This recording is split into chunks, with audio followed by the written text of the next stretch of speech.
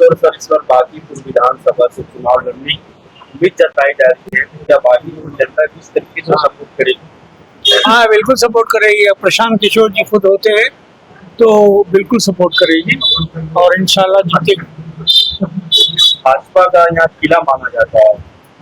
भाजपा का किला माना तो भाजपा किला भी ढह सकता है अगर आदमी मजबूत हो, प्रशांत किशोर जैसे अच्छे विजन वाले, तो वो भी जीत सकते हैं, इसमें कोई दो राय नहीं।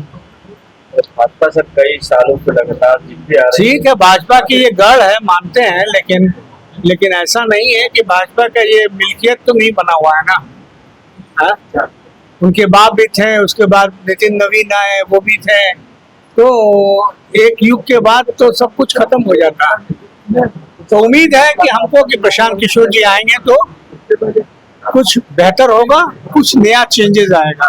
भाजपा के राष्ट्रीय अध्यक्ष जाएंगे हाँ, और इस तरीके से भाजपा को यहाँ से गिराना या बड़े मुश्किल भी नहीं हो सकता। मुश्किल की है, लड़ाई जो है टफ होगी और अच्छा स्टैंड देंगे।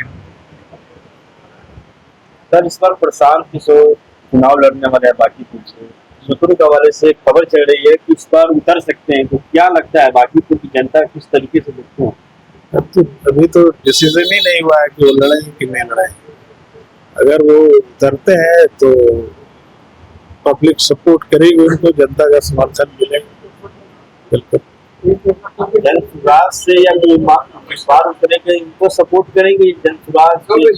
जन स्वराज के उम्मीदवार को वो सपोर्ट नहीं मिलेगा जो प्रशांत जी को मिलेगा। इसलिए प्रशांत जी अगर खड़े होते हैं तो वो कड़ी टक्कर दे सकते हैं। प्रशांत किशोर जी को चुनाव लड़ना चाहिए। बिल्कुल लड़ना चाहिए। जनता पूरे उम्मीद बना लिए बदलाव। हाँ जी, इसमें काफी कड़ी टक्कर होगी, लेकिन कोई उम्मीदवार आएंगे तो वो बात नहीं होगी जो प्रशांत किशोर जी। भाजपा में सर कई वर्षों से यहाँ किला है, तो इस किला ढह भी जाता है, वो तो है, इसमें कोई दो राय नहीं है। 35 साल से लोग जीत रहे, लेकिन ये है कि प्रशांत जी आएंगे तो उनकी भी अपनी शख्सियत है। क्या लगता है सर, प्रशांत किशोर जी चुनाव लड़ने के मन बना लिए हैं बागीपुर से, चुनाव लड़ना चाहिए? एकदम लड़ना चाहिए। अच्छे व्यक्ति भी है। मेरा तो उम्मीद लगता है कि जितने उम्मीदवार उतरेंगे मैदान में, सबसे अच्छा उम्मीदवार ही होंगे। सबसे अच्छा उम्मीदवार होंगे और अच्छे लोग उनको वोट करने की भी तैयार है और अच्छे मतों से जीतेंगे। तो यहाँ तो भाजपा का किला माना जाता है। कुछ छोड़िए, भाजपा के किला किसके बदौलत है? किसके वोटर के बदौलत है ना।